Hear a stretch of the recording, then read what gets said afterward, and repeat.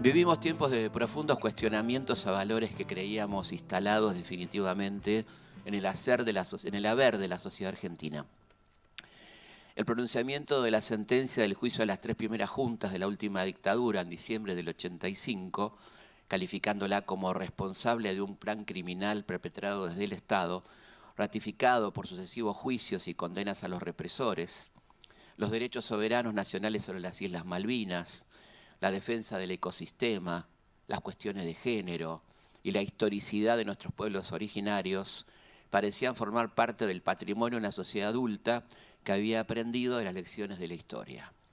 Pero desde el regreso del neoliberalismo al poder en 2015 se puso en marcha una campaña mediática que se sostuvo en el tiempo y recibió últimamente la invalorable aporte de los neofascistas autodenominados libertarios. La idea no tiene nada de novedosa y se inscribe en la corriente negacionista europea de los años 80 del siglo XX, encabezada por el historiador, entre comillas, inglés David Irving, que insistía en negar el Holocausto hasta que fue condenado por los tribunales británicos. Esta vertiente reapareció con fuerza alentada con la llegada al poder de personajes como Donald Trump o Jair Bolsonaro, que se presentaron orgullosamente en sociedad como racistas, misóginos, fascistoides, enemigos declarados los defensores del medio ambiente y necios negadores del evidente y dramático cambio climático. Es en este tiempo que debemos quizá más que nunca enseñar historia, dentro de un modelo escolar añejo y en crisis. La crisis del modelo escolar es de vieja data, pero hoy en día se presentan con signos inequívocos. La segmentación social dentro del sistema educativo, particularmente en las grandes áreas urbanas, es impresionante. La escuela pública hoy alberga fundamentalmente a los estratos sociales más bajos de los sectores populares y a un porcentaje de la clase media empobrecida. Por lo tanto, los diagnósticos sobre el sistema educativo deben hacerse teniendo en cuenta esa fragmentación que determina la calidad del sistema educativo según el estrato social al que se pertenece. No hay una educación y no hay una escuela sobre la cual teorizar. Pero sí podemos decir que el modelo educativo vigente, con su forma expositiva, que brinda un exclusivo protagonismo al docente como portador del conocimiento y al alumno como receptor pasivo, atrasa muchas décadas. La escuela hace mucho que ha dejado de ser la fuente única del conocimiento para el alumno, que tiene a su alcance diversas fuentes de información sobre cada una de las materias dictadas en el sistema formal, particularmente las del área de ciencias sociales, programas de TV, productos especiales de YouTube, podcasts y últimamente TikTok compiten deslealmente, entre comillas, con la exposición docente. Lo primero que deberíamos tener en cuenta es que el acto educativo es dialéctico, que sin el ida y vuelta necesario a la elaboración de conceptos propios por parte del alumno, que es nuestro principal objetivo, se hace imposible, más allá de las evaluaciones y expresiones efímeras que no reflejan un real conocimiento del tema. Acá los invito a recordar nuestra época de estudiantes, ¿no? Lo que nos pasaba en la mayoría de los casos cuando terminábamos de dar un examen con el contenido estudiado para el mismo. Creo que debemos incorporar a nuestra clase todos esos elementos de los que los alumnos disponen y sobre todo escuchar sus inquietudes sobre los temas a desarrollar. Ante todo, en nuestra disciplina, cuando hablamos de historia argentina, tenemos que dejar en claro que aquellos hechos y procesos que a nuestros alumnos les parecerían lejanos y ajenos ocurrieron en este espacio y no en una galaxia muy, muy lejana. Eso ayudaría a entender la continuidad, que somos producto de lo que fuimos y que nuestro pasado se hace presente condicionándolo y en algunos casos determinando nuestra cotidianeidad. Y también permitiría discutir ese concepto expresado tan frecuentemente por los medios de comunicación: la historia se repite. Si bien las similitudes entre procesos pasados y presentes resultan tentadoras para expresar esa frase, por ejemplo, la crisis del 90 con la del 1989, las 90 del siglo XIX, ¿no? Con la de 1989 o 2001, es importante argumentar que la historia nunca se repite, sino que en realidad continúa y que la persistencia de ciertas causas estructurales determinan efectos similares en distintos momentos.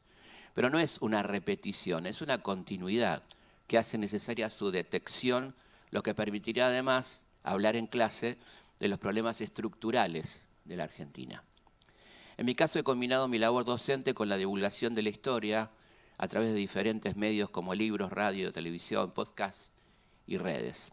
Esta inquietud surgió por padecer como alumno secundario y terciario un relato confuso, equívoco y a veces falso de la historia, y como docente me negué a transmitir a mis alumnos esa visión del pasado. No podía contarles necedades como la que encierra frases como Balboa descubrió el Océano Pacífico o Cabeza de Vaca descubrió las cataratas del Iguazú, para no abundar con el célebre e imaginario acto que inmortalizará a don Cristóbal Colón. ¿Qué pasaba con los miles de originarios que habitaban al borde de aquel océano y de las bellas cataratas antes de la llegada de estos descubridores? Es decir, los que habitaban cerca del Pacífico no lo habían visto nunca, los guaraníes que vivían en las cataratas nunca las habían visto las cataratas, ¿no? Este acento puesto de manera para nada inocente da por cierto que las cosas en América cobraban real existencia con la mirada de un europeo, fundador y nombrador de todo lo que quisiera sobre los nombres preexistentes. El discurso se fue modernizando y se adoptaron otros modos más sutiles de escamotear la realidad.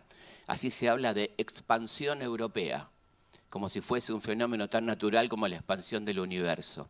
Encuentro de culturas, como la idea de un simposio entre conquistados y conquistadores, o a lo sumo choque de culturas, asimilando algo tan complejo a un accidente automovilístico. Lo cierto es que ninguno de esos eufemismos logra tapar uno de los mayores genocidios y etnocidios de la historia universal, solo comparable al que por esos mismos tiempos comenzaban a aplicar en África aquellos nacientes estados europeos que en el periodo que va desde el siglo XV a fines del XVIII concretarían la consolidación del capitalismo, algo que hubiera sido imposible sin la explotación intensiva y salvaje de las colonias de América, África y Asia. El gran historiador italiano Carlo Cipolla fija en más de 16.000 toneladas de plata el aporte americano a Europa durante los siglos XVI al XVII y otras 26.000 en el siglo XVIII, más de 30.000 toneladas. El notable historiador italiano agrega sin ningún eufemismo: el oro del que se apoderaron los conquistadores fue exclusivamente producto de robos, botines y saqueos. El inconveniente de toda actividad parasitaria es que no puede durar por siempre. Tarde o temprano, según la consistencia de los tesoros acumulados por las víctimas y la eficiencia de los depredadores, aquellas son despojadas de todos sus bienes y para los ladrones ya no queda nada que hacer. Este es solo un ejemplo de cómo el cambio de eje de mirada se hace necesaria a la hora de enseñar y divulgar la historia. Podríamos dar otros que hoy cobran dramática actualidad, como el origen del nazismo. Hasta el Papa Francisco dice que es necesario leer el libro Síndrome 1933 de Zygmunt Isberg, que aparte se los recomiendo, en este contexto mundial. Ese podría ser un excelente disparador para hablar de aquel proceso con nuestros alumnos y ver las similitudes y diferencias con el presente. ¿Y por qué el Papa dice que hay que leer este libro en este momento? No hay momento más hermoso en nuestra profesión que aquel en el que una alumna, un alumno, después de este trabajo conjunto que es la clase, elabora un concepto propio, que es la verdadera epifanía de la educación. Porque está claro que si somos buenos docentes, nuestra satisfacción por la labor cumplida no está en escuchar la repetición mecánica de lo dicho por nosotros en clase o lo que dice el libro. El otro elemento fundamental es la idea de la interdisciplina, lo que antes, de manera soberbia, se nombraba en los manuales de historia como ciencias auxiliares de la historia. La literatura, la geografía, la música, la economía, la sociología, el arte en todas sus manifestaciones son claves para enriquecer la comprensión de un proceso histórico y nos brindan en clase excelentes recursos para abordar los diversos temas a tratar.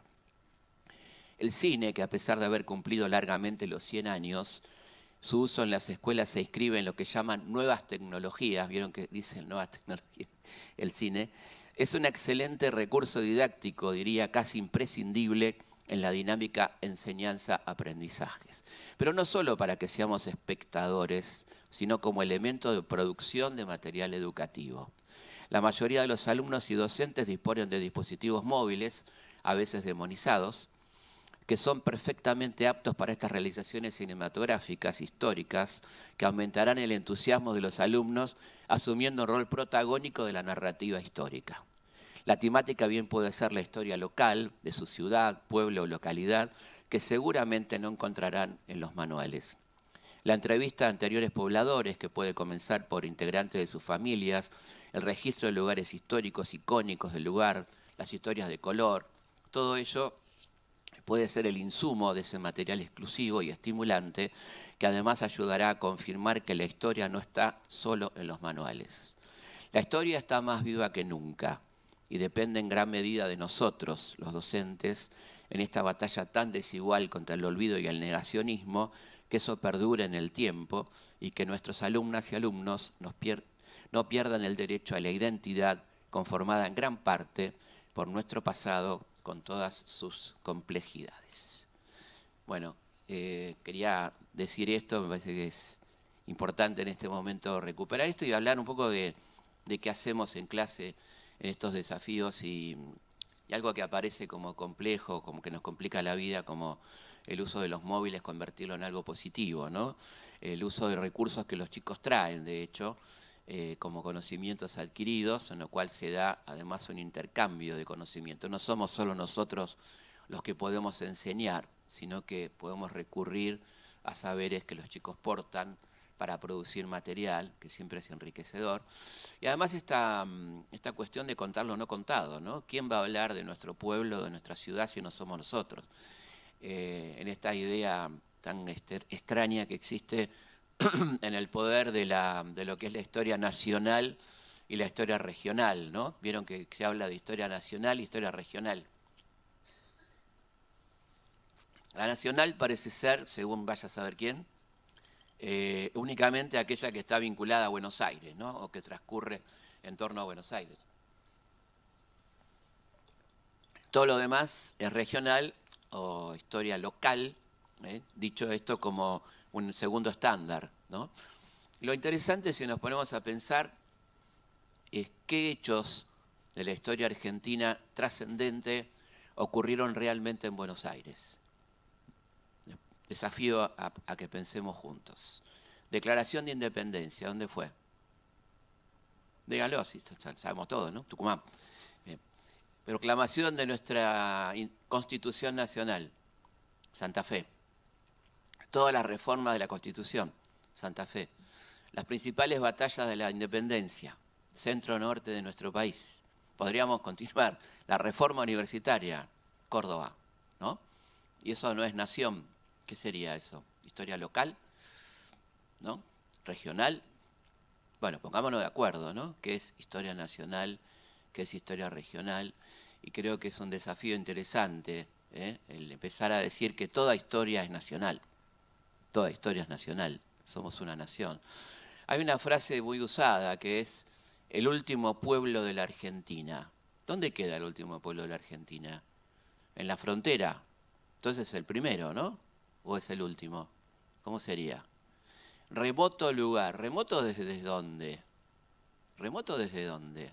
¿Quién califica de remoto algo y desde dónde lo califica como remoto? ¿No? Olvidadas zonas de nuestro país. ¿Quién las olvidó? ¿No? Me parece que tenemos que empezar a valorizar el lenguaje, ¿no? ¿Quién nos marca hablar de esta manera?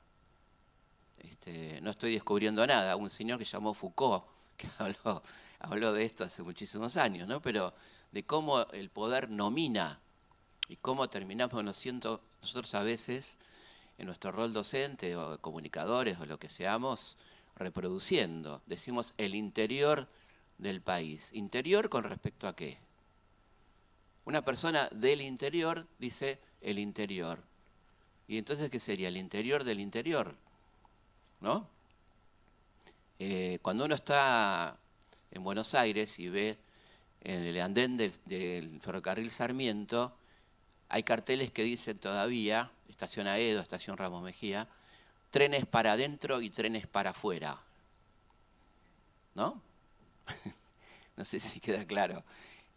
Bueno, entonces creo que hay que empezar a cambiar el lenguaje de estas cuestiones que determinan que hay una historia más importante que otras, que hay lugares más importantes que otros, y hay lugares olvidados que parece que van a seguir siendo olvidados para siempre, con esta cuestión del olvido, ¿no? Que es entre nosotros algo tan problemático, el olvido en la sociedad argentina, ¿no? Que como bien decía Sigmund Freud, la memoria y el olvido son puramente actos de la voluntad. Hay que querer olvidar y hay que querer acordarse, ¿no? La sociedad argentina en algunos momentos quiere olvidar, en algunos momentos quiere acordarse, pero esas son decisiones, no son accidentes, no son cuestiones accidentales. Y la memoria no se mantiene solita, ¿eh? Es un trabajo de todos los días. La memoria se construye cotidianamente, no hay una memoria inmanente. La memoria popular, ¿qué sería la memoria popular? ¿Y quién construye esa memoria popular en todo caso? ¿Cómo se construye? ¿No? Son preguntas que tiro que me parecen interesantes a la hora de pensar la historia, que como ustedes ven está muy lejos de ser una ciencia muerta, es algo absolutamente dinámico, que va cambiando, ¿no? Esta idea de, pero ¿qué puede haber de nuevo en la historia? Que dicen algunos boludos, ¿no? Todo el tiempo hay cosas nuevas en la historia, todo el tiempo. La historia se renueva, si no, no tendría sentido. Todo el tiempo vamos pensando la historia de otra manera, van apareciendo gentes muy interesantes que hacen planteos históricos diferentes, los aportes de la sociología, los cambios en este mundo, ¿no? Vivimos en un mundo con cambios permanentes de todo tipo. Creo que, por lo tanto, estamos hablando de una disciplina completamente dinámica, que se renueva todo el tiempo y que nos lleva a no manejarnos con conceptos del siglo XIX. Estamos en el siglo XXI, ¿no? Y seguimos diciendo cosas que tienen que ver con el siglo XIX. Conceptos, por ejemplo, que pasan muy rápido y muy por alto, como por ejemplo, ¿cuánto duró la Guerra Civil Argentina? ¿Cuánto duró la Guerra Civil Argentina? De 1815 a 1880, 65 años de guerra civil. ¿Conocen algún país que haya tenido 65 años de guerra civil? La Argentina. No hay otro en el mundo que tenga 65 años de guerra civil. Bueno, estamos hablando de 70.000 muertos y más de 350 combates de la guerra civil. ¿Quién lo plantea de esta manera? ¿Por qué no se habla de esto, no? ¿Y qué significó para la historia argentina la guerra civil? ¿Y qué nos pasa cuando nos peleamos entre hermanos, no? Como bien advertía tempranamente en 1815 el querido Martín Miguel de Güemes cuando decía, por favor, no caigamos en la guerra civil, ¿no? Esto va a ser tremendo e interminable. Lo decía en el 15 cuando estaba empezando, ¿no? Y una carta maravillosa que le manda al director supremo Álvarez Thomas, donde dice, otros países van a empezar a ordenarse y a crecer y nosotros vamos a estar peleándonos entre nosotros, ¿no? 1815. Y así fue. Así que bueno, creo que hay mucho para charlar y pensar, pero básicamente creo que la cosa tiene que ver con cómo nos plantamos y qué entendemos que es la educación. Una educación que, como claramente sabemos, está atravesando situaciones críticas, cambiantes, de ninguna manera terminales, para nada, se va renovando, y siempre teniendo en cuenta que es un proceso absolutamente dinámico y dialéctico, donde no somos para nada protagonistas, somos parte de ese proceso, ¿no? Los docentes. Hay preguntas, Felipe, bueno, del lado virtual. ¿Cómo no? Hay también un micrófono del lado presencial para los que tengan preguntas en lo presencial. ¿Cómo no? Arrancamos con las virtuales. Yo voy con una de Mónica que dice, ¿qué lugar le das a la literatura para la construcción del relato histórico? Y en ese caso, ¿qué ejemplos se te ocurren de tus propias lecturas como estudiante? Bueno, la literatura es imprescindible, no se puede comprender la historia sin la literatura de cada momento, ¿no? En cada momento, cada libro ha marcado la literatura. A mí, quizá una de las mejores novelas históricas que leí en mi vida fue El nombre de la rosa de Humberto Eco, que la pongo siempre como ejemplo porque es perfecta para una clase combinada de historia y literatura y filosofía, porque ahí estamos hablando de la famosa crisis del siglo XIII, que va a determinar muchos cambios en la filosofía, la historia, la crisis del feudalismo, la aparición del pensamiento racionalista, el el utilitarismo, bueno, todas esas cosas. Guillermo de Ockham, que aparecen ahí con nombre, aparece nuestro querido Jorge Luis Borges. Bueno, muchas claves para trabajar y creo que ese es un ejemplo extraordinario de novela histórica. Pero bueno, no tiene por qué ser una novela histórica, sino libros que marcaron una época, ¿no? Por supuesto, ¿cómo no hablar del Facundo cuando uno habla de Rosas, por ejemplo, ¿no? Uno de los libros más extraordinarios de la literatura argentina, no necesariamente para estar de acuerdo.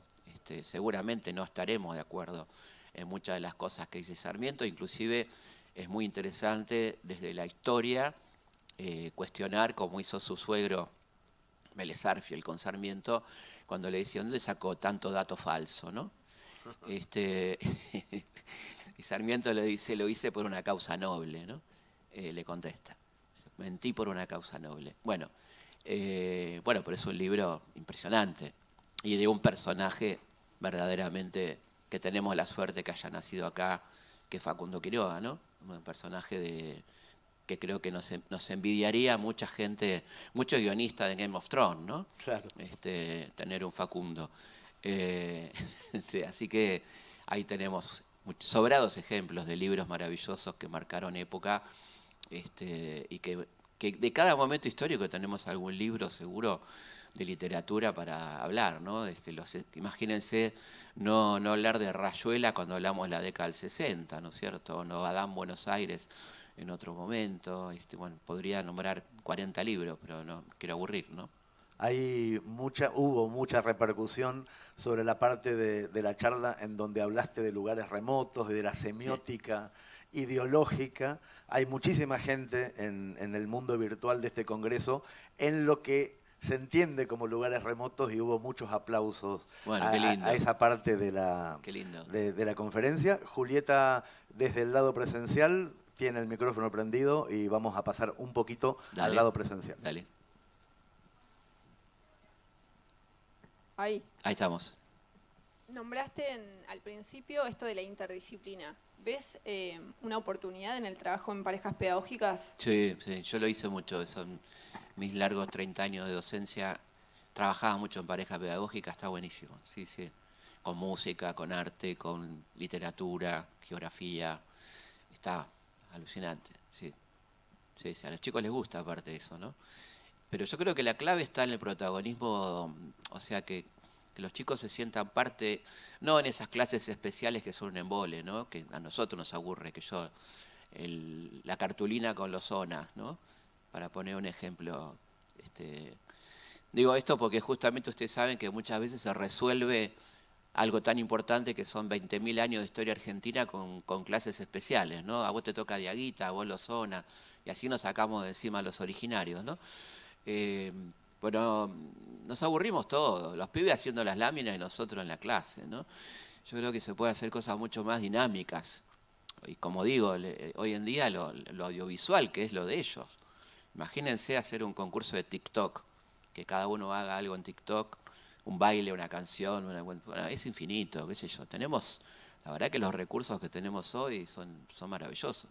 Y son los que ellos traen, por otra parte, no son los que nosotros imponemos, ¿no? Así que creo que lo de la pareja me parece genial, sí. Sigo yo por acá con una. Sí. Me dice Jimena Charute desde el chat de YouTube. Los invito a todos los que están viendo las conferencias virtuales, entrar al chat de YouTube donde se hacen preguntas. Crucial, dice, tener en cuenta lo nueva que es la Ley de Educación Nacional y la obligatoriedad del secundario. Es de avanzada y, sin embargo, hay muchas resistencias a su posicionamiento. ¿Qué pensás del tema? Sí, yo creo que la obligatoriedad tiene que ir acompañada de acciones sociales concretas que permitan que los pibes cumplan efectivamente con esa obligatoriedad, ¿no? Tienen que darse las condiciones para que un chico pueda concurrir al secundario y que esté contenido en ese sentido y que esté acompañado. Pero me parece fundamental la obligatoriedad del secundario, ¿no? Pero que no que sea un acto voluntarista, sino que tenga un acompañamiento real para que se pueda concretar, ¿no? Claro. Hay preguntas que vienen de la época en donde vos generabas los inicios de la conferencia, o sea que te estoy saltando a otros temas. Dice Luca Williams, eso que insiste en la historia continua, puede adoptar nuevas formas adaptadas a un nuevo contexto? La pregunta sería, ¿cómo se hace para identificar esas características que vos mencionabas en la conferencia como enmascaradas? Ah, qué buena pregunta. Bueno, creo que se puede trabajar a partir de lo que el sentido común señala como repetición, ¿no? Se repite la historia, siempre lo mismo, acá no aprendemos nunca. Entonces, ver qué significaría adherir a ese concepto de repetición o más bien plantear un concepto de continuidad basándonos en que a iguales causas tendremos iguales efectos, ¿no? Que es un poco lo que estoy planteando. Me parece que en todo caso de ahí eso nos permite trabajar con lo realmente estructural, que es prácticamente inalterable, inalterado. Y eso es mucho más interesante que asumir que somos un desastre, un país de mierda, como dicen, y que vamos a repetir siempre lo mismo, ¿no? Que no nos lleva a ningún lado, por supuesto, eso termina ahí, es una cosa que empieza y termina ahí. Pero el concepto de continuidad, que tiene mucha fundamentación científica, es mucho más real, ¿no? Tenemos una pregunta presencial en la segunda fila, Muy bien. Casi mirando a los ojos a Felipe Peña. Mirando a los ojos. ¿Cómo te va? Felipe, ¿Qué tal? ¿cómo estás? Me encantaría que nos brindaras tu apreciación de Martín Fierro y su contexto histórico. Bueno, estamos hablando de un libro verdaderamente extraordinario de una persona extraordinaria, ¿no? José Hernández fue un tipo muy comprometido con su tiempo, un militante de las causas nacionales y populares.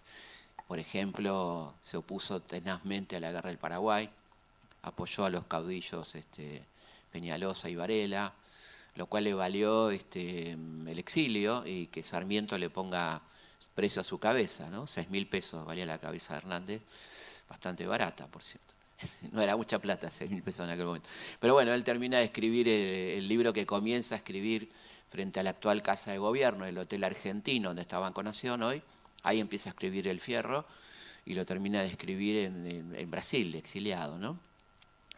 Hay dos partes, muy claramente, hablando puntualmente del contexto que vos preguntás. La primera parte es un libro de protestas, un libro contra el modelo sarmientino-mitrista, de fin del gaucho, de la persecución del gaucho, del alambrado, el gaucho transformado en peón, de mucha rebeldía y con elementos realmente extraordinarios, ¿no? De que la crisis de Fierro cuando decide ir a la toldería, ¿no? donde renuncia a la civilización, la persecución de la justicia, la descripción de lo que era la vida en los fortines, ¿no? La corrupción de aquel modelo. Y luego la segunda parte, la vuelta de Fierro, es un poco más un Fierro que no le queda más remedio que adaptarse a la situación, ¿no? También Hernández se ha apaciguado, ya es un senador del Partido Autonomista, alcinista, y entonces plantea, hacete amigo del juez, ¿no? Estamos en otra situación, pero bueno, me parece que es un libro extraordinario y ustedes saben que es muy lindo recordar que el nombre Martín es un homenaje a Güemes, él dice el más gaucho de los gauchos, ¿no? Por eso le pone Martín a Martín Fierro. Yo creo que Hernández es un tipo interesantísimo, fue el primero que escribió sobre los derechos argentinos en Malvinas, ¿no? Un gran libro, un folleto en realidad, pero libro grande en cuanto a su contenido. El primer estudio sistemático de por qué Argentina tiene derechos sobre Malvinas lo escribió José Hernández, ¿no? Tenemos más preguntas, tanto virtuales como presenciales. Nos quedan unos 15 minutos. Acá María Victoria Bullati en lo virtual, en realidad es un aviso y me parece que está muy bien. Me dice, Hernán, avisa que para participar del chat hay que abrir el video desde la aplicación de YouTube. Es verdad, porque los que lo están viendo desde orsay.org no están viendo el chat, así que háganle clic a mirar desde YouTube y ahí tienen el chat para hacerles preguntas a Felipe y al resto de los disertantes. Muy Y bien. ahora vamos a pasar a planta baja, la parte presencial, porque hay una pregunta de una profesora o un profesor presencial. Buenas, Felipe. ¿Cómo estás? Hablaste al principio de negacionismo. Sí. ¿Qué nos falta en los diseños curriculares de la escuela para abordar mejor esto? Y que es un peligro, obviamente, como vos lo planteaste. Bueno, nos falta, en realidad, viste que nosotros en el aula tenemos cierto margen de libertad, ¿no? Podemos hablar de este tema, no están los programas de estudio planteados de esa manera. Yo creo que los programas de estudio habría que reformarlo fuertemente, ¿no? Y redistribuir en todo caso los espacios de tiempo que dedicamos a determinados temas, ¿no? No puede ser que los caldeos nos lleven 2 clases, qué sé yo, o los asirios, con todo respeto, ¿no? Pero digo, ¿qué nos importa a nosotros de la vida de los asirios, ¿no? O qué tanto para dedicarle tanto tiempo, cuando tenemos tantas cosas para hablar de nuestra historia tan rica y fantástica, ¿no? Pero bueno, me parece que es un tema muy interesante para hablar en clase y está instalado, porque los pibes en este momento, en esta etapa puntual la que estamos viviendo, es un tema que está muy presente.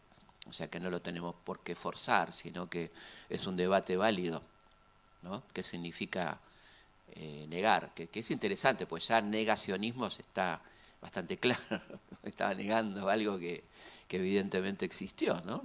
Y que es, como digo, un fenómeno mundial donde además tiene este atractivo para ciertos sectores juveniles, que es como lo distinto, ¿no? Lo incorrecto, ¿no? Lo incorrecto pasa hoy por negar la dictadura, negar la existencia de pueblos originarios, negar las cuestiones de género. Bueno, todo eso parece que garpa en cierto sector, ¿no? En la 6ª fila del lado derecho de nuestro galpón presencial tenemos una pregunta más para Felipe. ¿Cómo no? Hola, buen día. ¿Cómo estás, querido? ¿Qué decís? Una pregunta. ¿Cómo crees que se puede dar el paso desde, por ejemplo, los discursos que se pueden ver en los medios de comunicación hacia, por ejemplo, textos o medios más ambiguos que usan, por ejemplo, los docentes para explicar? ¿Cómo puede ser el paso para el chico? Bueno, primero que está bueno que los chicos vean esos medios de comunicación, ponerlos en exposición, sea gráficos o audiovisuales, y ahí, en todo caso, debatir sobre lo que se está diciendo ahí, ¿no? Me parece que es lo primero que se puede hacer. No sé si entiendo bien la pregunta, si se trata de eso o vos decís hablar de textos que hablen sobre eso. No, hablo más que nada de cómo pueden pasar desde un discurso o desde una idea hacia el contenido más bien científico o más bien que puedan entender sin quedar en lo del discurso solamente, sino el paso. No, bueno, yo creo que eso es un análisis que se puede hacer en clase perfectamente, con los alumnos, ¿no? Lo dicho, lo denotado, tenés una linda clase de semiótica para hacer en clase, ¿no? Qué se dice, qué se oculta, qué se quiere decir. Lo gestual, son todas cosas que a los pibes les fascinan si vos lo haces bien, ¿no? Me acuerdo de Lie to Me, ¿no? La serie televisiva, qué sé yo. Lo gestual, lo no dicho, qué significa una mirada, un gesto, una carita, tocarse la cara cuando uno habla, a los discursos que a veces dicen muchísimo, ¿no? Cuando no dicen, por ejemplo, o cuando dicen, en ambos casos. Desde el lado... El laburo con el discurso Perdón, es interesantísimo, me parece que es muy interesante. Decía, perdón que te interrumpí, Sí. desde el lado virtual hay gente que notó que el inicio de la conferencia no fue nada ingenuo, que tiene que ver muchísimo con la actualidad política, o sea que saliste con los tapones de punta bien, hablando de lo que hay que hablar, pero desde un lugar muy marcado. Y esta es mía, esta pregunta puntual, es ¿cómo funcionaría históricamente lo que está pasando hoy si lo contáramos dentro de 150 años? Bueno, esperemos que tenga un final feliz primero, ¿no? Sí, pero más allá de la esperanza, quiero decir. Pero no, digo, lo que está pasando bueno, es yo la creo irrupción que de nuevos modelos políticos. a mí me parece que siempre hay que dar cuenta del presente, porque cuando hablamos de historia también hablamos del presente, porque entendemos el presente como condicionado y determinado por el pasado. Así que seguramente dentro, no sé qué sería, primero hay que ver si está el mundo en 150 años, yo lo dudo mucho, como vamos, digamos, pero bueno, creo que se hablaría si lo correcto sería que tomemos distintas fuentes para ver realmente qué pasó en finales de 2023, ¿no es cierto? Dice Miriam Elizabeth Fernández, trabajé el año pasado con pareja pedagógica y fue una experiencia hermosa, en referencia a una de las preguntas presenciales, que produjo una dinámica muy activa en participación en el aula. Estas ya son casi reflexiones sobre preguntas ya dadas. Y María del Rosario Palude Núñez dice, ¿cómo se puede tratar en clase los cuestionamientos actuales sobre terrorismo de Estado o de guerra sin ser acusados de una educación tendenciosa? Es una pregunta muy actual esta. A mí me parece que una cosa que no se está diciendo y que es muy importante para aportar al debate es que se pone de un lado a la represión y del otro lado a la guerrilla, cuando en realidad fue mucho más compleja la represión de la dictadura militar, que tuvo casi un 40% de desaparecidos que eran trabajadores, que no pertenecían a la guerrilla, por ejemplo, ¿no? Y eso el otro día en el debate vicepresidencial quedó, o se habla de Videla o se habla de los montoneros, y eso no es de ninguna manera lo que pasó durante la dictadura, ¿no? Por ejemplo, digo, doy un caso para complejizar, que siempre resulta interesante, porque un poco la teoría de los dos demonios plantea esa cuestión de que hubo por un lado la guerrilla y por otro lado los represores, igualmente malos ambos, ¿no? Pero la realidad expresada en el juicio a las juntas, el informe de la CONADEP y todos los documentos que tenemos realmente históricos, habla de que la mayoría de los desaparecidos no eran guerrilleros, ¿no? Es un dato muy interesante. Esto no disculpa a nadie, ni perdona, quiero decir, si no caemos en una dinámica de la guerra, cuando mucha gente desaparecida nunca en su vida tomó un arma, ¿no? Y otros sí, otros fueron guerrilleros, fueron secuestrados en esas condiciones, lo cual por supuesto no justifica nada de lo que les pasó, tendrían que haber sido en todo caso juzgados por la ley.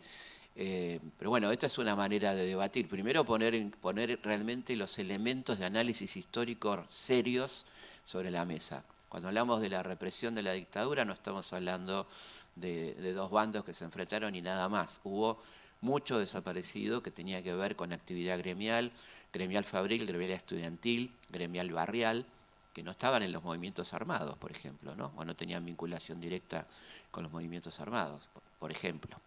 Bueno, y la noche de los lápices claro, como ejemplo más claro o posiblemente más perverso de, sí, de esa diferenciación. Uh-huh.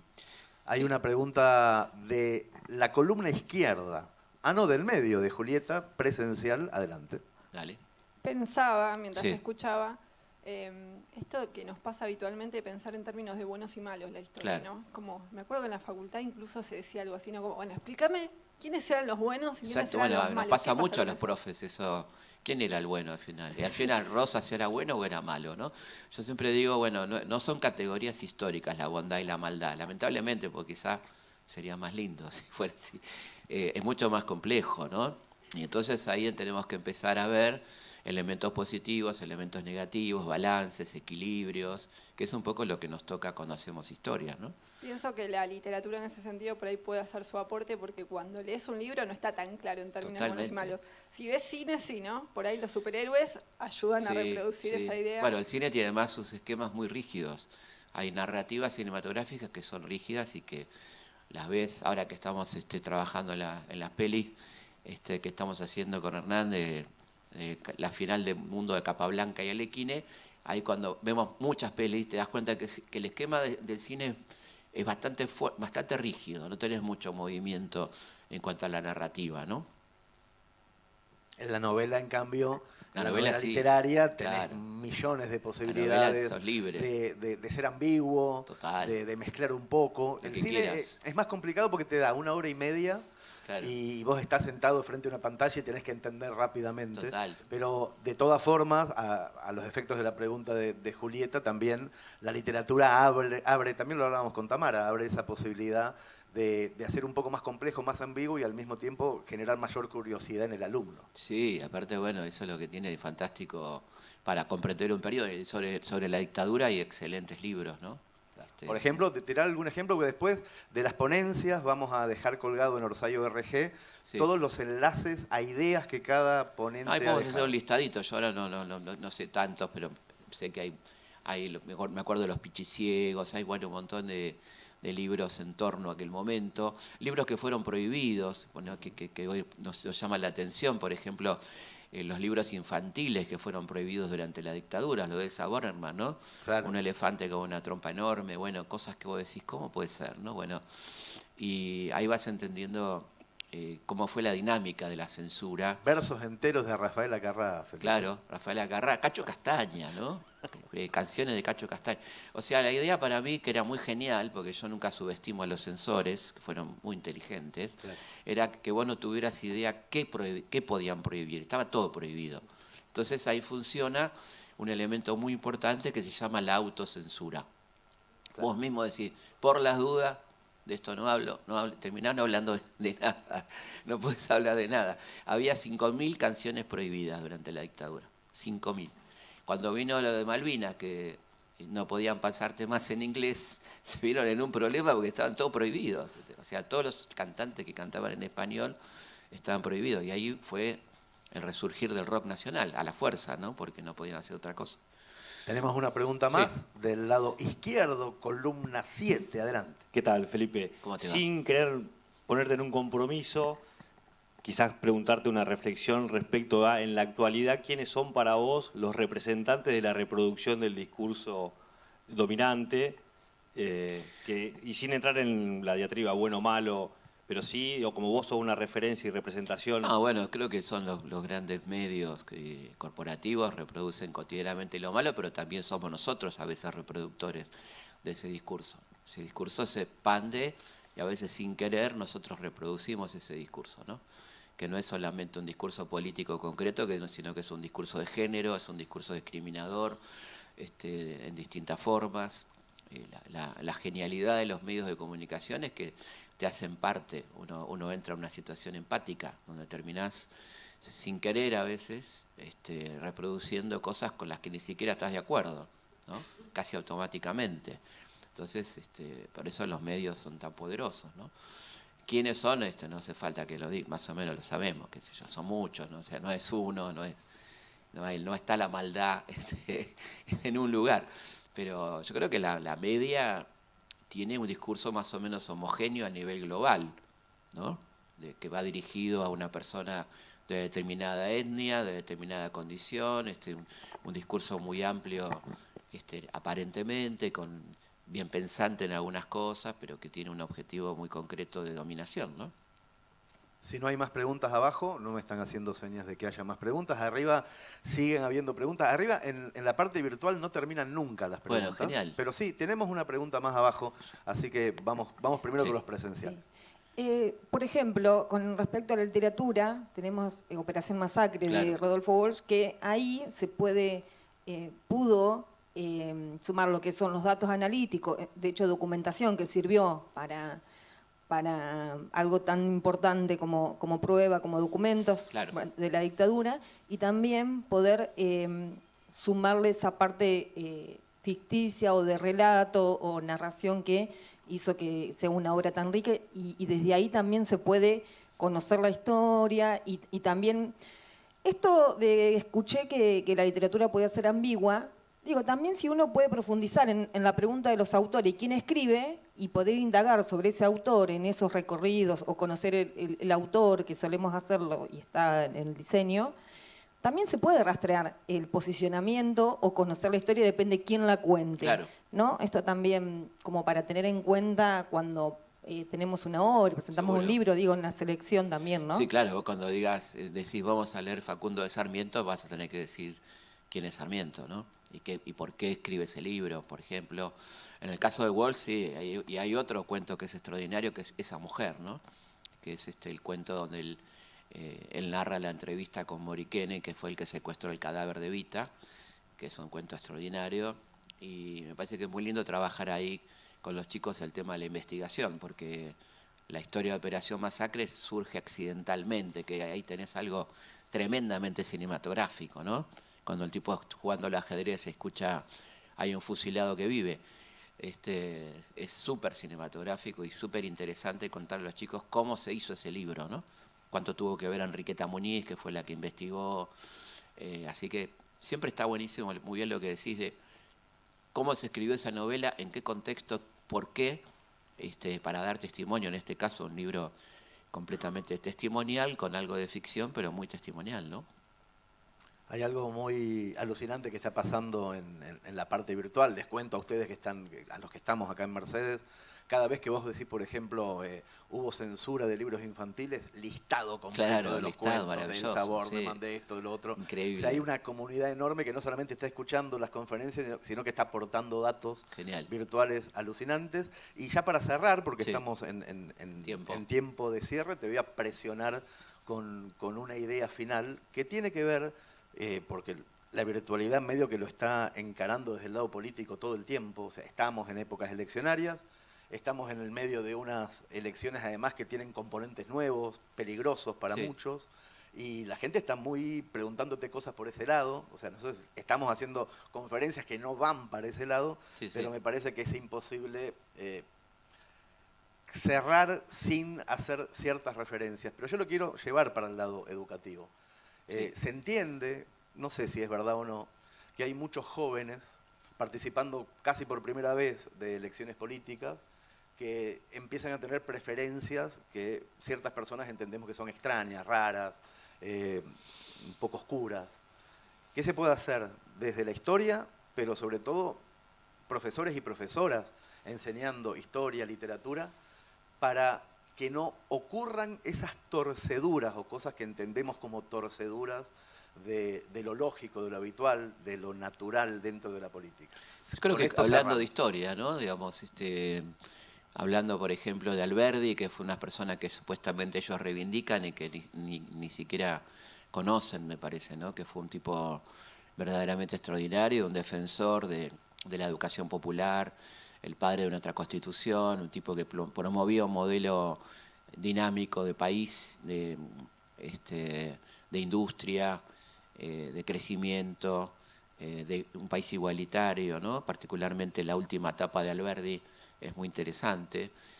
Recordarles que Roca, que parece ser que es su ídolo preferido, fue el gran impulsor de la educación pública, ¿no? La ley 1420 se sanciona durante el gobierno de Roca. Bueno, cosas que aparentemente no conocen, darles a conocer, y ponerlos en crisis en ese sentido, ¿no? En crisis es una palabra hermosa, no tiene nada de malo. De ahí viene crítica, ¿no? Bueno, ver qué realmente, por qué suponen que la historia va en un sentido y en todo caso que lo justifiquen, ¿no?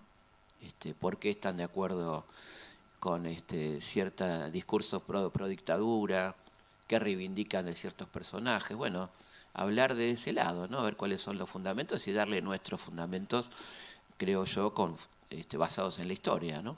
Que podría ser de una gran ayuda, me parece a mí. Amigos, amigas, Felipe Piña. Muchas gracias, un placer. Gracias Felipe. Te están aplaudiendo desde lo virtual, te están aplaudiendo también desde Mercedes, muchas gracias. Provincia de Buenos Aires. Esto es Mercedes, provincia de Buenos Aires, nuestra ciudad natal. Con mi amigo Chiri caminamos estas calles durante toda la adolescencia y soñamos con ser escritores, guionistas. Acá nació Orsay como un concepto. El trabajo tiene que ser divertido y hacernos felices.